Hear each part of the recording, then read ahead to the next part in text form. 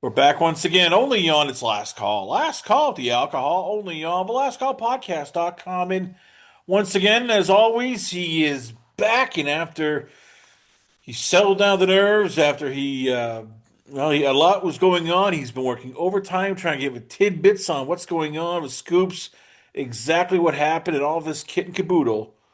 I give you once again from the MMA Oddsbreaker podcast, Eurosport UFC, and Tapology. I give you MMA Insider, Knowledge Breaker, and Deal Maker.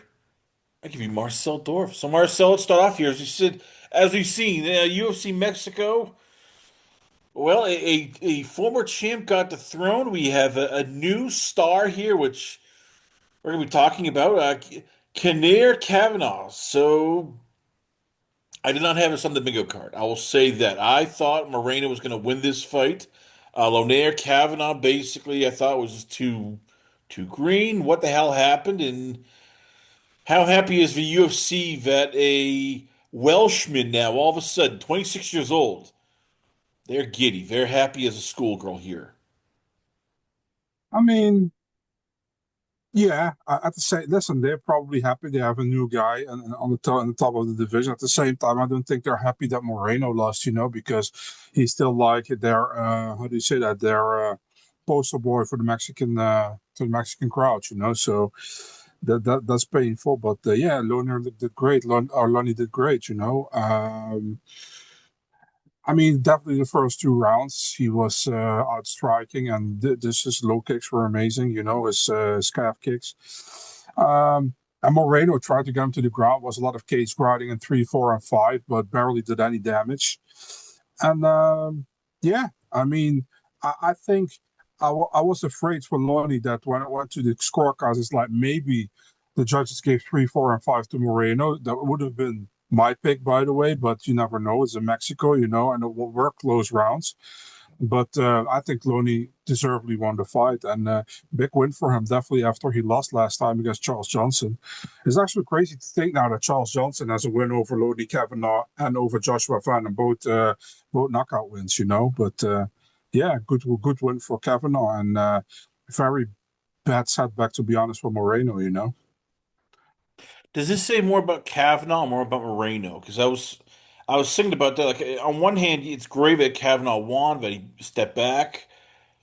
You look at Moreno, and he still looks young. He's 32 years old, but it's just you wonder if the wars have taken their toll. Whether it was Brandon Royval, Tatsiro Taira, Amir Albazi, Alexander Pantoja, Devin Figueiredo 3 times, Kai Kara France, even you know you look at Oscar Oskarov. He's been through the ringer. So is it safe to say we're looking at Brandon Moreno as a guy who might just he hasn't lost it, but he's not what I think he's no longer a title contender. He's just now sort of you hate to say it, a gatekeeper.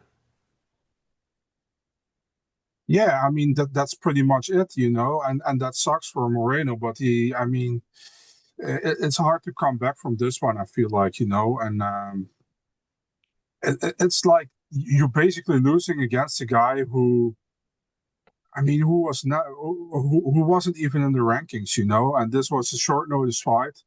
Moreno had everything to lose, obviously, but it's a bad loss. Where do you put Moreno next, Finn? Because I was thinking about that. Like, okay, where does he go? Like, what you don't want to give him like an. And I get it. This was probably Kavanaugh was maybe just coming in there had nothing to lose. Moreno had everything to lose, nothing to gain. So what do you do for Moreno going forward? Like, do you give him top 15? Give him like a lower fight even? Like, what does the UFC do for a guy that they still have high aspirations for? Like, he might be a gatekeeper, as I've said, but the UFC still views him as the face of Mexican MMA.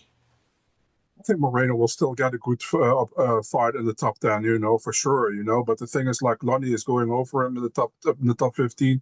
So Moreno was number 6 now. He probably goes to number 7, and Lonnie probably goes to number 6. Or maybe they even up some fighters, there. I have no idea what they're going to do. But and the thing is, like, Moreno can still beat a lot of these guys in the division, man. The thing is, like, we have to look at, well, as Lone'er Kavanagh, He has looked good so far in the UFC. Only lost to Charles Johnson in a fight he was looking really good at until he got knocked out.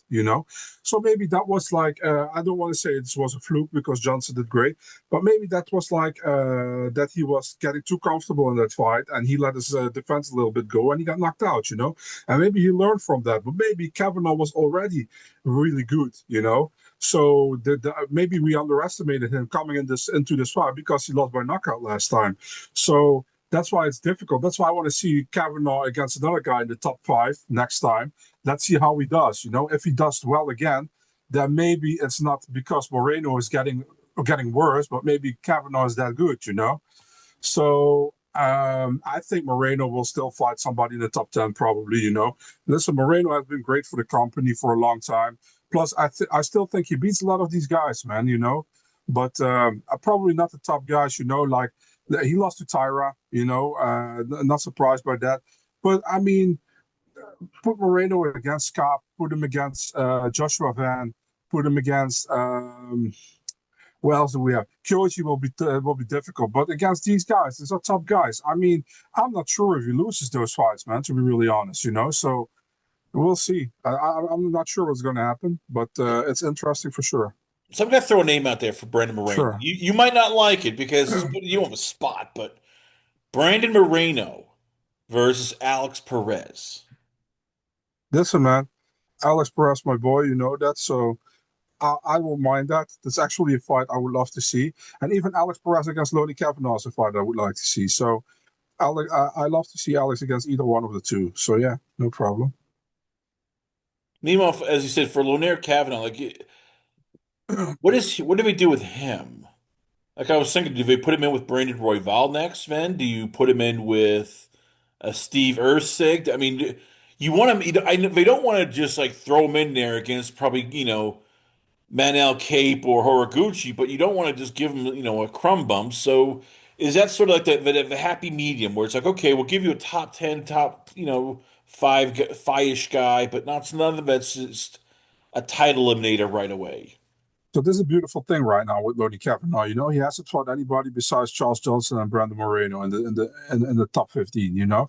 So you can match him up with pretty much almost everybody, and make it a new fight.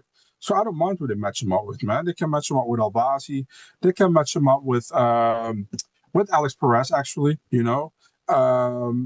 I mean, there are so many options. So I don't have a clear name for you who he should be matched up against, but there are so many options in this division, man. So I mean, yeah, let's match him up with somebody who they think he will do well against. I'm not saying that they have to give him a gimme fight or whatever, but match him up with somebody who we think is competitive with, and I'll be all for it.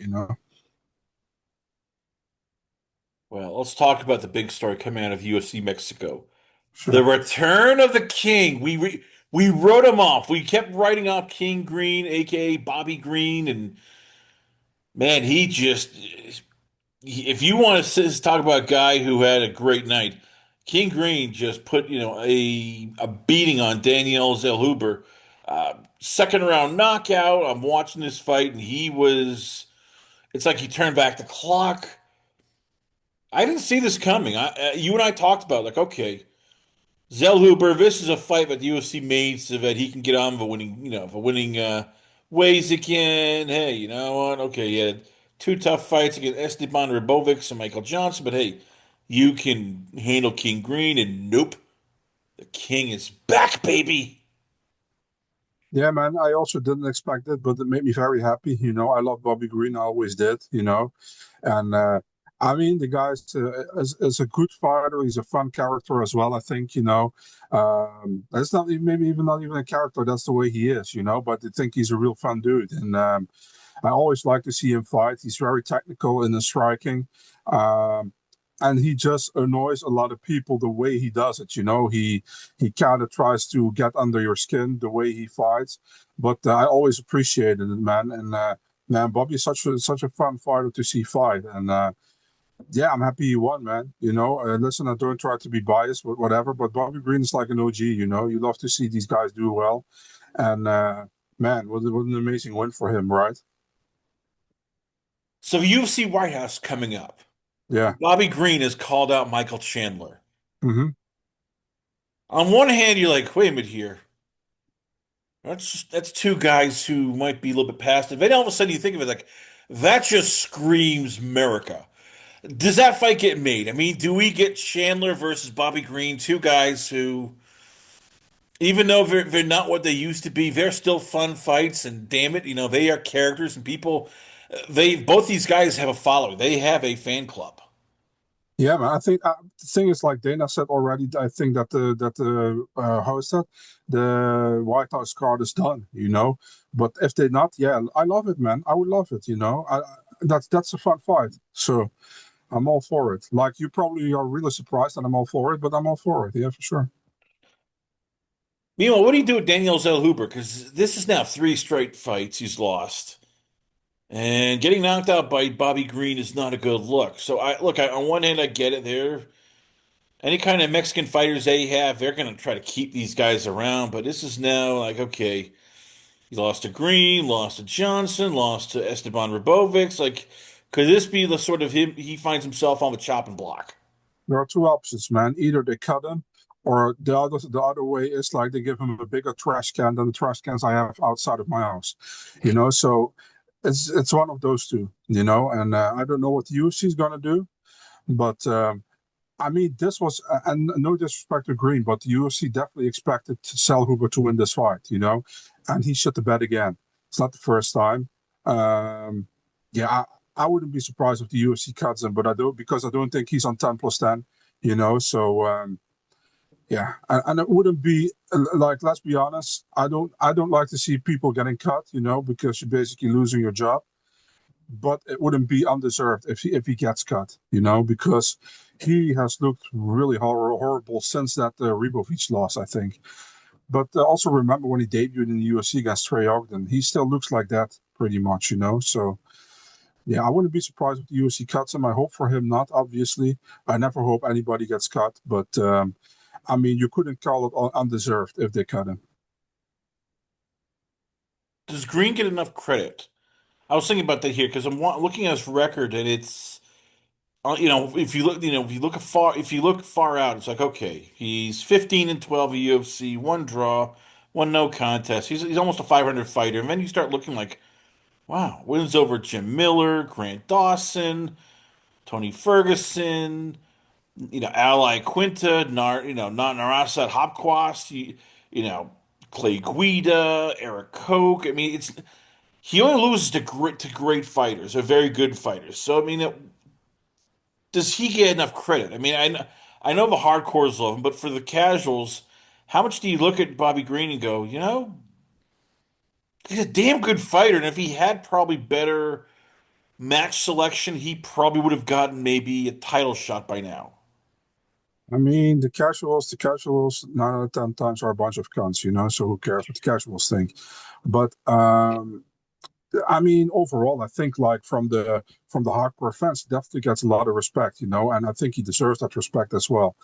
So yeah, I mean, I think he gets a lot of respect from the hardcore fans. The hardcore fans love Bobby Green, and yeah, what can I say, man? I hope that he gets his fight that he wants. I think it makes sense to put him against Chandler. Why not? Two veteran guys against each other, two American guys, like you said, that it doesn't get more America. So I would be all for it. And I always like Bobby Green, man. But the thing is, like Bobby Green in the cage, he really enjoys himself. Sometimes a little too much, and that's why he sometimes isn't able to get the win. I feel like, but he's much better than a lot of people think he is, and he showed it again last night. I'm happy for him, man. Really happy for him. In a fight which seems to be more of about the changing of a guard, I would say David Martinez continues to just quietly but quickly move up the bantamweight rankings. This time unanimous decision over Marlon Rivera. If you thought the Rob Font fight was a bit controversial, and I know some people thought that Font should have won. The Vera fight, I think, cements it now, where you have to look at David Martinez and go, yeah, he's a top five, top 10 guy at bantamweight. Yeah, man, I hear people complaining about that result. I'm like, for me, it was pretty clear that Martinez got 1 and 2. Third round was for Vera, but for me, it was pretty clear he won. And I listen. I'm in the Discord, James Lynch's Discord, and we're talking and a lot of guys in there, they were like, "Yeah, this Martinez guy isn't any good," and I was like, well, "Why not?" He's still young. He's just his third fight in the UFC, and he's already reaching top 10. I mean, that's much more impressive to me than Ateba Goche, who knocks everybody out, but isn't fighting anybody good, pretty much. So Martinez is really good, in my opinion. The thing is, like, yeah, he didn't look good in the third round, but he had 2 rounds already in the back. So I remember when I watched him in Contender Series, I wasn't really like super hyped to watch him because I thought he didn't look amazing. But he got the win back then, and Dana signed him, and I was like, I don't know, man, if he is that great. But I mean, that kind of shut me up. I think he has looked really good in the UFC so far, and to get 3 wins so far, and 2 wins are top 15 wins. That's big, man. People can say whatever they want. I think he's looking really good, and I'm interested in this guy, dude. I wonder how far he can come. How much does it hurt him, do you think, that he's not flashy? He's not Sean O'Malley who's going to throw these, quick kicks. He's not Marab who's going to take you down and just keep on attacking you. He's not a submission specialist. He's just a well-rounded fighter. Keeps pressure on. It's not flashy. It's not sexy, but it's just sort of it's steak and potatoes. It gets the job done, and you're more just like, oh, all right, it's nice, but not. It's not going wow. Yeah, it might gonna bite him. You know how the UFC thinks. And yeah, yeah, but you also know how I think. I think if you do well, you should get credit for it, and I think he does really well. Um, is it really like you said, flashy? Not at all. But I mean, it is what it is. This guy does what he has to do, and he does it like quicker than a lot of people expected him to do. So I can only respect that. And yeah, I think he's really good. But let's see what's the future holding for him. So who does he go up next with? I mean, I was thinking probably is Song Yadong sort of like the next step where it's not you're not taking on a Rob or or O'Malley or even Umar, but it's still a guy where it's like okay, he's right below that top five. He separates guys who are great from very good. Is that probably the best fight for David Martinez next? What did you say? Who should be Song next? Yadong. I think Song Yadong or Sahabi, one of those two. I think those two make sense, and those are two winnable fights for him as well. So, um, yeah, those two, Sahabi or Song Yadong. Yeah.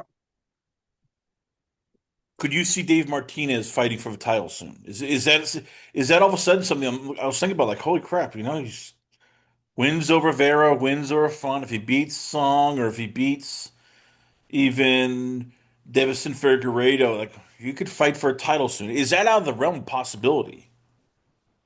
There's always a possibility, but soon, I don't know, man, to be really honest. I think it will take a little bit more time.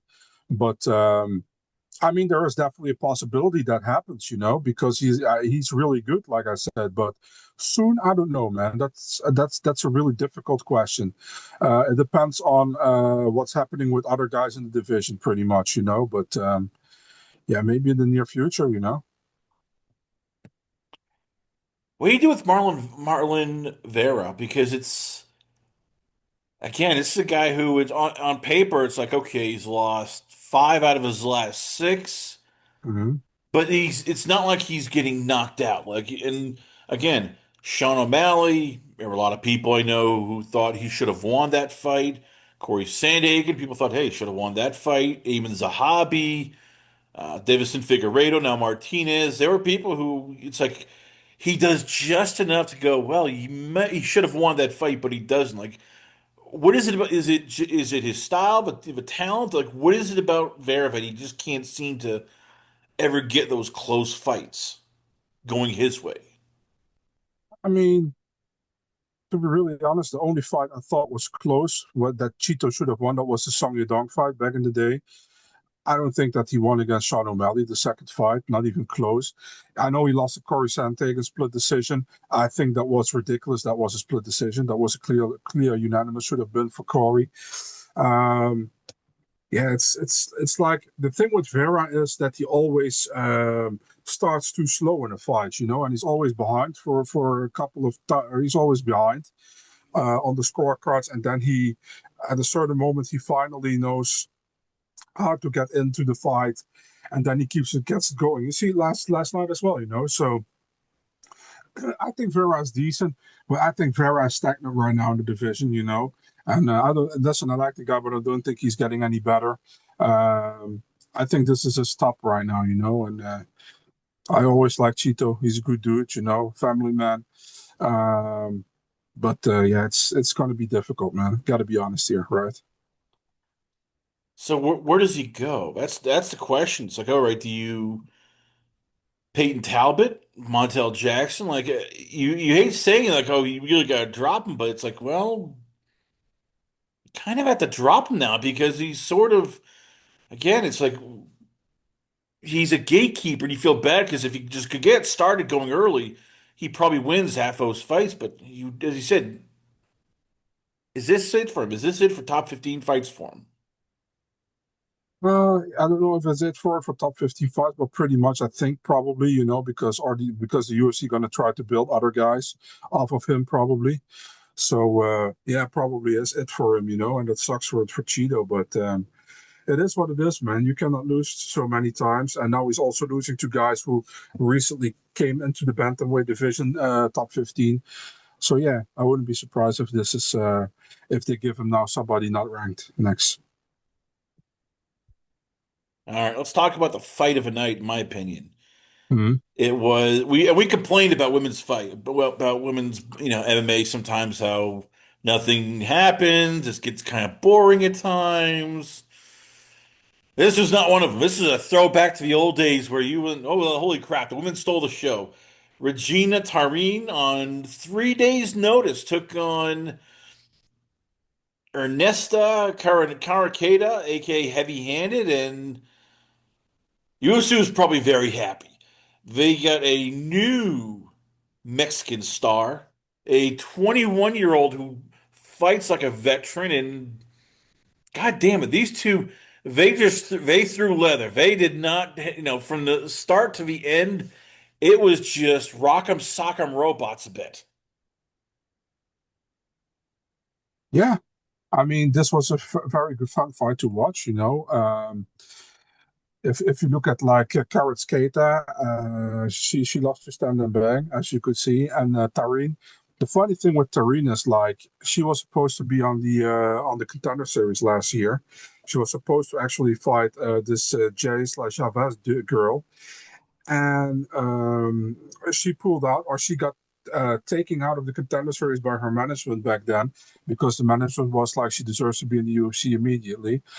So then Sofia Montenegro fought Jaisla Chavez, and they both got signed to the UFC, and now she has replaced Sofia Montenegro. She also switched management, by the way, so she's not with the management anymore that pulled her from the Contender Series fight. Yeah, she looked good, man. I thought it was a really fun fight to watch. 3 days notice, she was actually supposed to fight in some Bushido kind of thing on Thursday, which didn't happen, obviously. But yeah, she looked good, man, and I mean, good for her. She's talent for so long time. People were really like keeping an eye on her. I heard a lot about her for a long time that she's really good, and I was looking forward to her debut, and she didn't disappoint. Right, she did really well. They always say like you need two people, you need people to tango or whatever, and yeah, I think Kurskeda did pretty well as well, but Tareen was a little bit better. All right, so let's ask a big question. Does Tareen get the Dana White privilege? Do all of a sudden do they put a rocket on her and just go, "Yep, we're getting her ready for more big flyweight fights? I mean, at the end of the year, we talking, Regina Turin headlining like a UFC Apex card. I'm not sure about that yet, man. I think there is definitely, how do you say that? She has definitely the talent to be there, but I think we have to see in her next fight if she's going to fight a better girl, how she fights there, you know? Um, I think it's too early to say, but at the same time, I can see them doing it, you know? But let's hope they don't rush her too hard. She's still very young, you know, and yeah, we'll see what's next. But right now, I don't know. But does she have the potential? I think she definitely has. Now she'll be dropping down to flyweight. So what's next for her? Do you put her in with like a JJ Aldrich? Do you put her in with maybe Eduardo Mora, Wayne Kong? Like you are in charge. I'm putting you in the spot. You are taking over from Dana and you're in charge of matchmaking, so or Hunter Campbell. So yes, who is, Tareen going to take on next in your opinion? I like the Wang Song fight, but I'm probably not going to do it because they also need Wang for China. Um, yeah, Eduardo Maura, why not? You know, it's a fun fight. Why not? And Maura has to show. I honestly don't know if Maura is still with the UFC after that last fight, but if so, yeah, I would be all for it, man. I mean, yeah, why not? Meanwhile, as you said, it takes two to tango. So with Ernesta, what there's something missing. I don't know what it is. I mean, because you see her and she beat Carly Judas in a fight, which everybody was like, "Holy crap, this woman's going places." Then it's now it's the loss to Tareen. It's the loss to Dion Barbosa. It's like something's missing. Whether it's she doesn't sit on her punches, whether it's fight IQ, like what do you do with her? I mean, because you don't want she's too good to just throw away, but when you're one and two of a UFC, you have to start going, okay, are we sure she's a UFC fighter or does she need more seasoning? It's difficult because those are all close fights, right? So, um, that's a really difficult question, man. Um, yeah, I don't know what they're gonna do with her, but she'll definitely be still in the UFC. I think, you know, she doesn't do bad, but she just lost. It happens.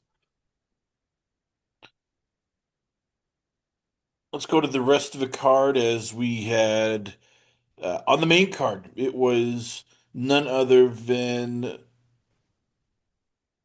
Emil Rodriguez defeating Kevin Borjas by TKO in the second round, overhand right to ground strikes.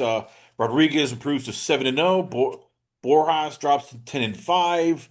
And then we had, of course, Edgar Chairez defeating Felipe Burns by split decision. Either of these guys show anything to you, or is it both still too early in terms of Rodriguez and Chairez? As we said, it's like, okay, well, it's a guy he should win against. I think Shiraz was a super close fight and also could have gone Bunez's way. I scored it for Shiraz 2 and 3, but Bunez definitely had a case for winning 1 and 2. I think. If you look at Emmanuel Rodriguez, first of all, the referee that scored the first round for Emmanuel Rodriguez is a fucking retard. But after that, Emmanuel did great and he finished Borjas, so great win for him, great debut. And if you look at Luna, I mean, this Pacheco dude, his chin is crazy, you know? You couldn't get him away. I think Luna did pretty well, clearly won the fight, but Pacheco, for some reason, wasn't finishable, you know? So, yeah, I mean, overall, it was a solid win, you know, but nothing spectacular, but that's okay. On the undercard, we had some exciting knockouts. We had some Yeah. good finishes. Ryan Gondra, basically, he's not getting paid by the hour, folks, or even the minute. He knocked out Jose Medina with 41 seconds into round one, improves to 9-1 as Medina drops to 11-7. Aline Perez defeated Macy Chason in a fight where started off not her way, but Perez came back. Perez now improved to 13-2. Chase on 10-6. You had, unfortunately, for anybody here in New England, Christian Quinones defeated Chris Moltino. Uh, Moltino is basically now 0-4 of the UFC, and that's probably it for him. Javier Reyes with a huge punches from the back mount, got to finish with 1 second left in the first round, defeating Douglas Silva DeAndre by TKO, and now Reyes is 23-5. By the way, credit to him, the YMCA dance coming to the ring. That alone deserves a bonus. I don't care if he got the finish or not. When most people are like, oh yeah, they're just coming down and he's doing something different. God damn it, give him a bonus, Marcel. I thought it was really funny. Uh, yeah, I thought that was really funny, to be honest. By the way, Gandra, great win, great quick knockout. But man, the Jose Medina guy, no disrespect to him, but that's like the biggest make-a-wish contract you Dana White ever gave on the show, you know? That dude, 0-4 in the UFC, horrible. Ailin Perez, Macy Chiasson, another fun fight to watch. Pretty much the fight I expected. You know, Macy doing well early on, but Perez taking over and wrestling her way to the win. Also, not a really great fight.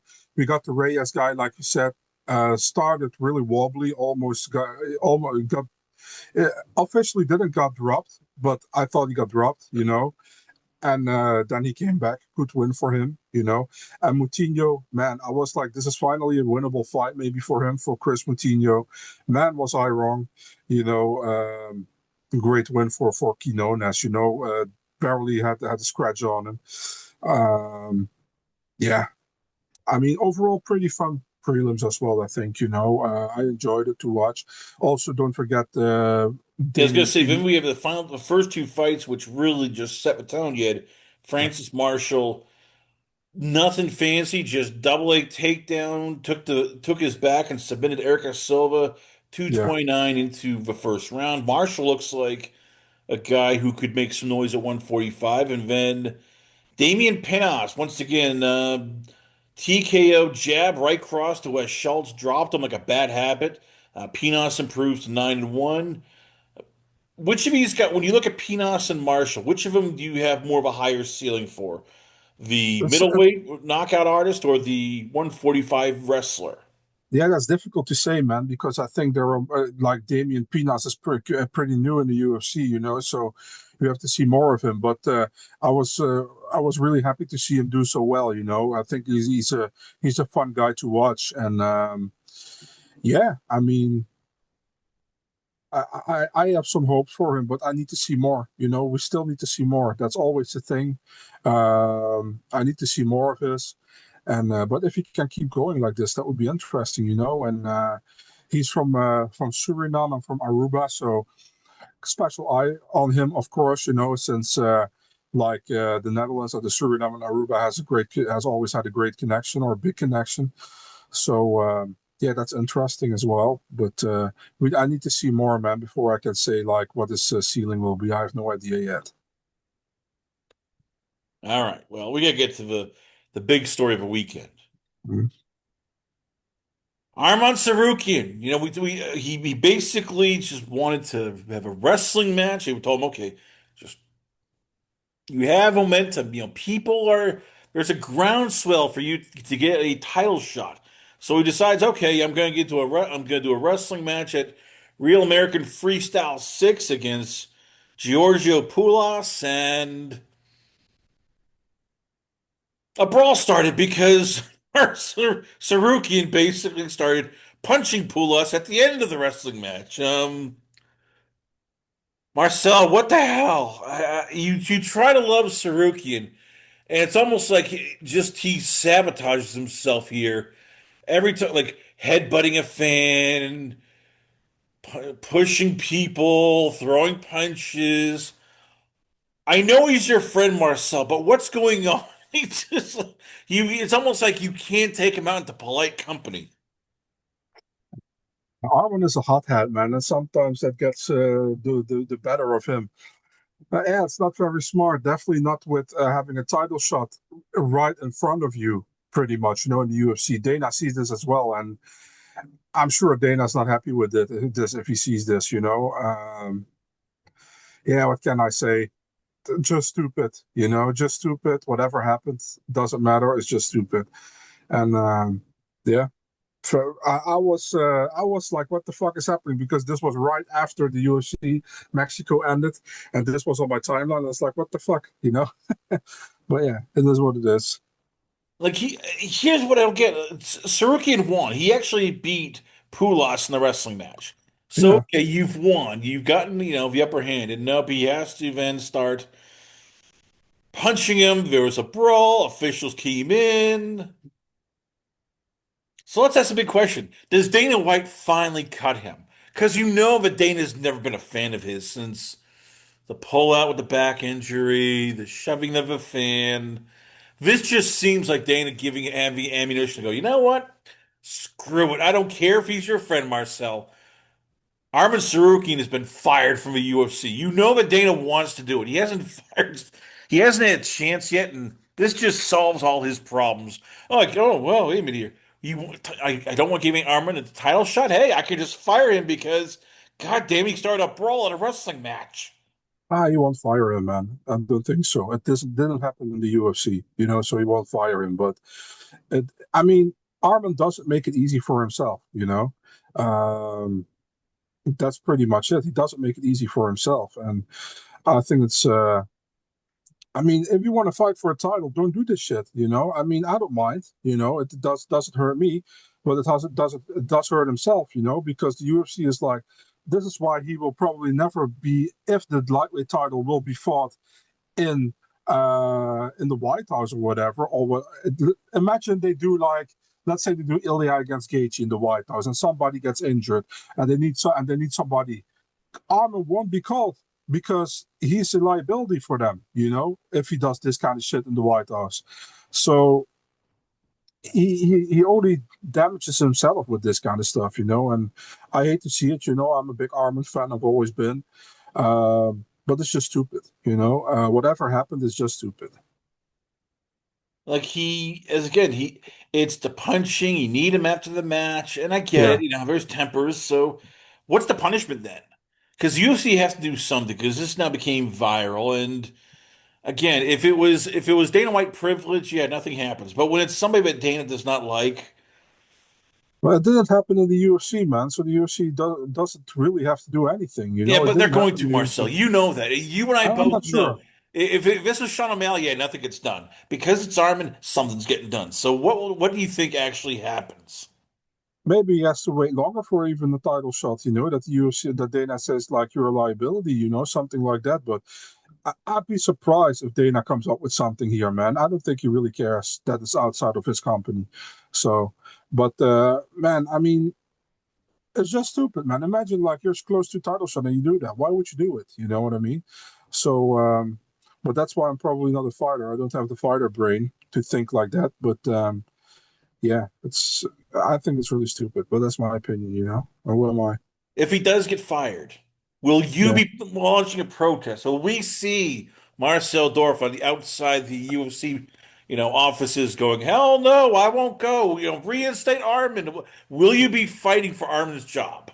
I definitely protest, dude. I won't go to the UFC, but I'll protest that if he's getting fired for sure, because this has nothing to do with the UFC, in my opinion. Well, something that has to do with the UFC. That's right. Jon Jones is in negotiations. The contract hasn't been finalized yet, but they're in negotiations for the UFC White House. You're getting your wish. We might be getting Alex Pereira versus the GOAT at the White House for the UFC Interim Heavyweight Championship.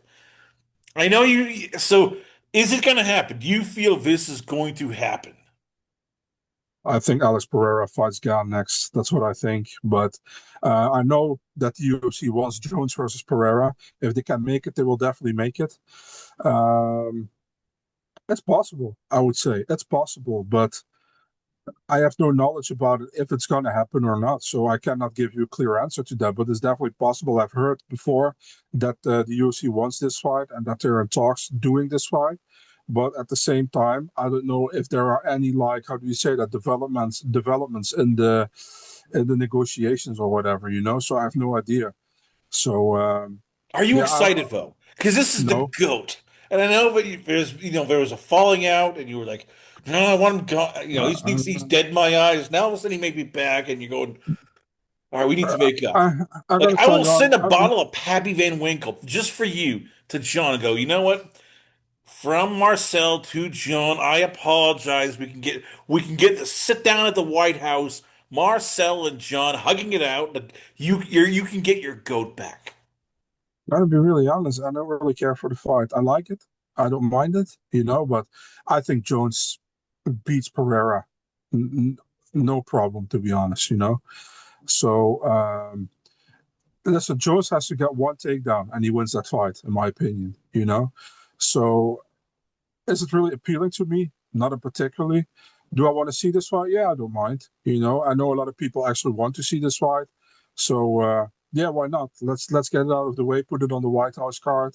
You know, a lot of people will be happy with it. And yeah, I don't want to be a party pooper or whatever. So, yeah, no problem. Like, this could be your chance, Marcel. You are the hardest working man in MMA. We could have you sitting down next to Marco Rubio, the hardest working man in all of politics. It'd be a match made in heaven as you're cheering on Jon Jones. Like, this could be your moment, Marcel, to finally meet somebody else who works as hard as you do. I won't be invited, my friend. I won't be invited. Let's talk about a match you probably will be invited to. That's this weekend, UFC 326. It's Max Holloway, Charles do Bronx Oliveira for the BMF title. This is one of those fights I'm like, ooh, all right, there might be nipple play. I'm getting excited because this won't be a boring fight. No matter what happens, this fight you can guarantee will be just pure action. Yeah, man, for sure. That's a fun fight, I think. I mean, you got two of the guys who have been like amazing to watch in the division. You got like Max. Max is always fun to watch, and Charles, who became like a fan favorite the last couple of years. Definitely a fun fight, and looking forward to it, man. Um, I think Max is the rightful favorite going into this fight. But really looking forward to it, man. I think this is going to be a fun one. Obviously for the BMF title, two BMFs fighting each other. Yeah, looking forward to it, man. Cannot say anything else. So who do you like in this fight? Because I was thinking about that. If it's striking, pure striking, you have to favor Max because he is the better boxer. If it gets to the ground, though, you have to wonder if Oliveira can submit him. So how do you preview this fight? You're the expert here. So for the casuals, you're like, okay, why should we care about this fight? Who's going to win? Break it down for us.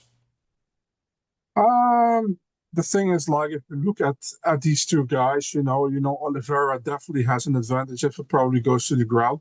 The thing is, like, Oliveira also likes to strike, and Max is pretty all around. Obviously, he's not the ground fighter that Oliveira is, but his striking is better than Oliveira's, in my opinion. And I think Max will be able to keep a big amount of the fight on the feet. Um, that's why I favor him. Does Pereira Oliveira get the fight to the ground and make it his fight? Yeah, for sure. There's a big possibility he wins the fight, but Max is super tricky. We all know that. He's super skilled, and I favor Max in this fight. From the beginning, when I saw this fight, I was like, it's a fun fight, but I favor Max because I think he has more ways to win in this fight than Oliveira has. So that's why I'm picking Max. But it's going to be definitely a fun fight. And yeah, I mean, big fight. Looking forward to what's next for these two after this fight because I think both guys are definitely Max is still close to a title again if he wins here. So yeah, it's interesting.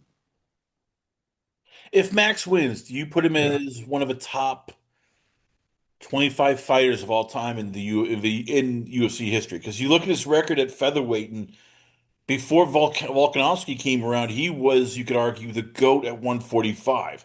He's only lost, you can argue, to three guys in his last 10 years.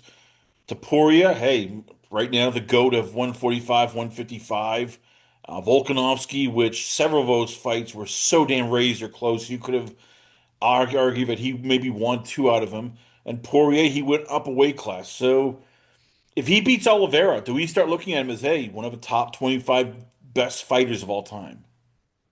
It's difficult because there are so many good fighters in the UFC that I don't want to say top 25 because maybe I'm missing a few, but he will definitely be one of the greatest fighters in the UFC. I think he is already. And I mean, who doesn't like Max? Who doesn't like Max? There's not much not to like about Max. He's an amazing guy, and but to say he is like top 25 of all time, you would think you would say yes, but I don't want to say yes because I don't want to forget a couple of guys who are maybe also are rightfully can say that they are top 25 of all time. But Max is definitely one of the greatest. I give him that, and I think we all should give him that respect. Who needs this fight more, Oliveira or Holloway? Because both guys, it's sort of we forget them too much because we don't ever give them, I'd argue, their proper due. I mean, both guys have had big wins. Oliveira looking been two wins against Michael Chandler, Dustin Poirier, Justin Gaethje, Beneil Darius. He just can't get over that hump when he takes on the elite of the elite. And with Max, it's we forget just because we have a whole three losses to Volkanovski, the loss to Poirier, but again, this is a guy you forget like holy crap, he's pretty damn great. So who needs this fight more right now? Man, that's such a difficult question, man. I would say Max because Max is still in the running for getting a new title shot, in my opinion. So he needs to win more, probably.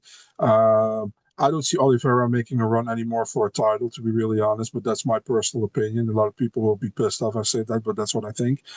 But I think Max probably needs to win, if he wants to fight for a title again. Plus, the only guy he lost to in that division, where he is now, is actually to Poirier. And Max is now at 155. The Poirier is at 155 now. So with a win over Oliveira, he can be close to a title shot again.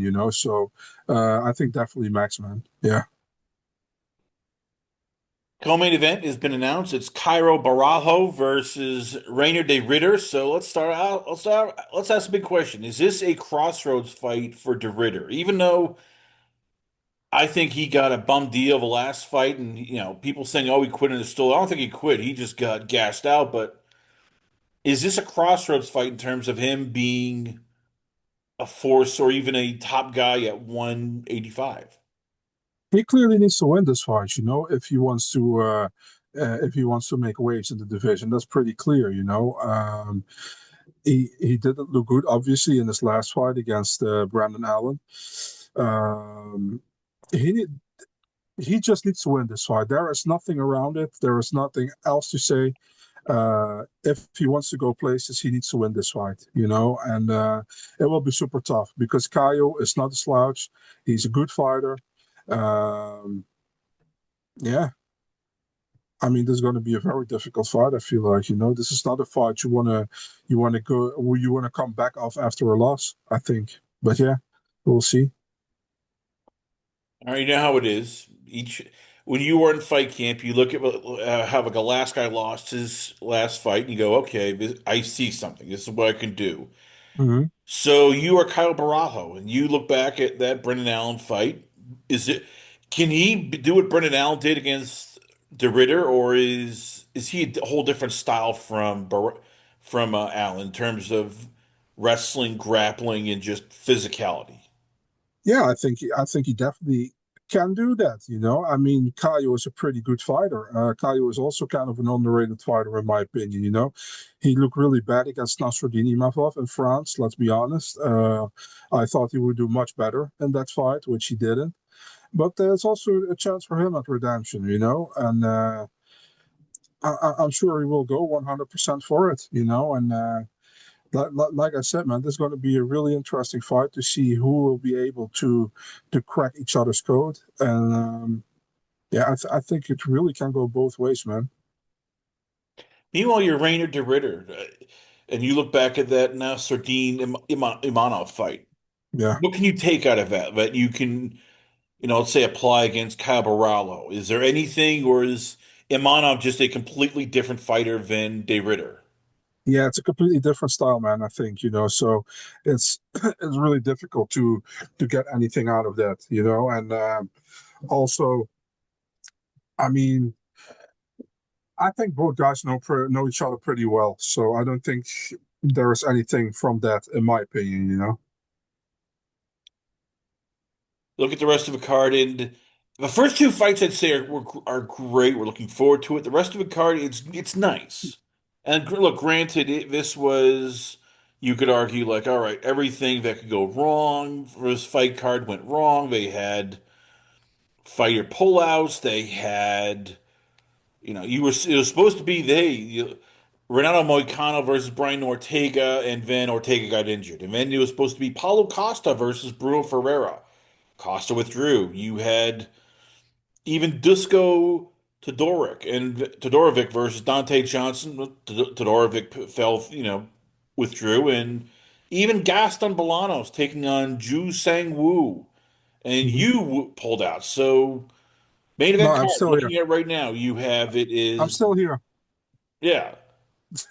So you got Rob Font versus Raul Rojas Jr. You got Drew Dober versus Michael Johnson.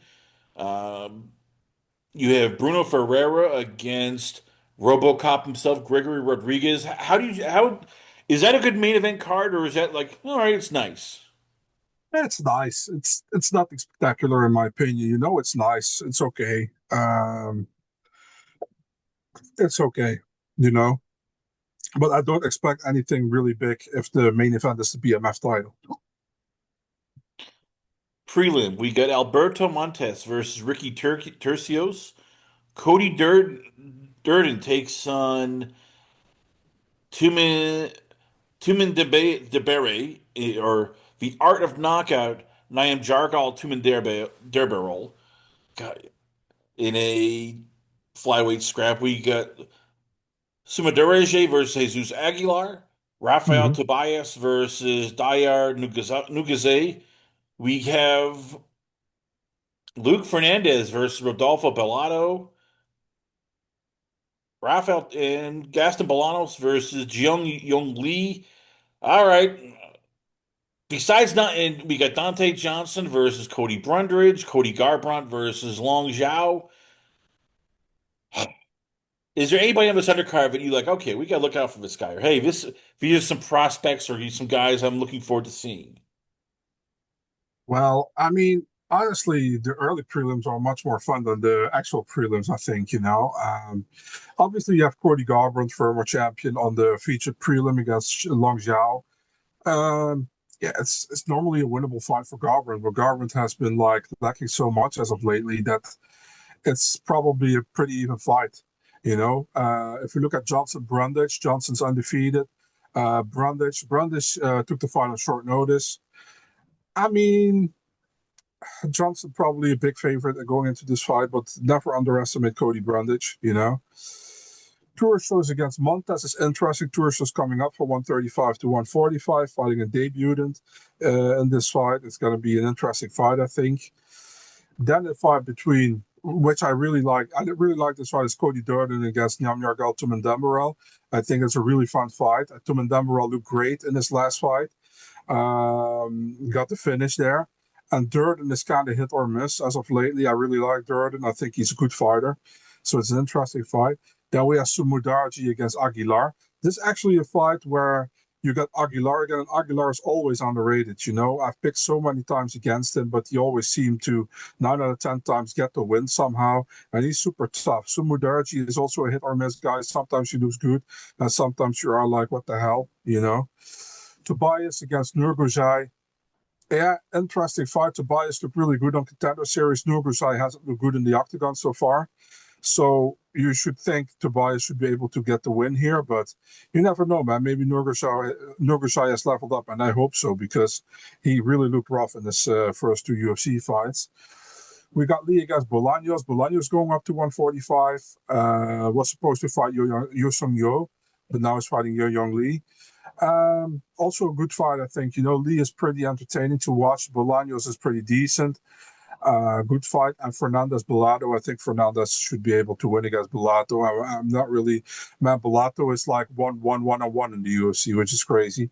But yeah, it's the opener of the card, so that's okay. But yeah, I'm looking forward to see how Luke Fernandez does. All right. So overall, is this a must-see card? Is it a good card? You can check out the highlights card. Like, give me your final analysis of UFC 326 going into this.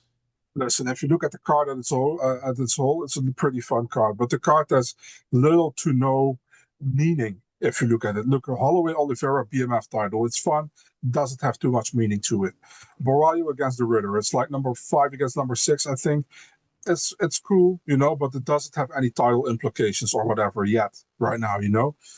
Font against Roses Jr. is pretty much like the veteran guy against the new up and comer.